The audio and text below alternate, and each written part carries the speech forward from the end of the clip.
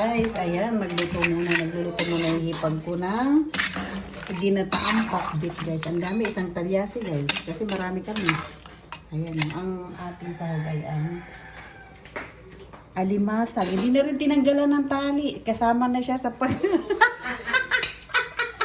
kasama na rin siya, guys, sa sa paggigisa yung tali, guys. Ayan. Ang dami niya, isang talyasi, di ba? Ayan, kasi marami kami dito, guys. Gatayan. Pwede na yan? Iyan kasi, kaya nilagay na dyan. Kanina buhay siya. Ayan. Meron pang ilalagay. Ayan. Ang taba niya, guys. Oh. Nakakabaliw. Ay na. Tapos lalagyan Ini. ng malunggay.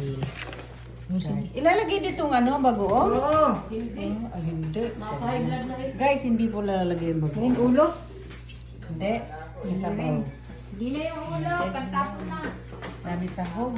Adi. Mura kasi dito. Ini. Mura. Tapos adi. Mura dito ang alimasag, guys. Ito pa nga Ayan, bigay lang po yan.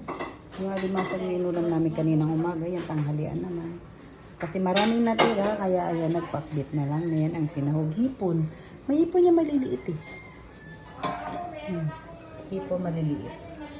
Diba yan. Thank you for watching, guys. Please follow my vlog. Bye-bye. Antayin na lang natin mag-boiling. Kumulo. Ayan. Thank you. Thank you for watching.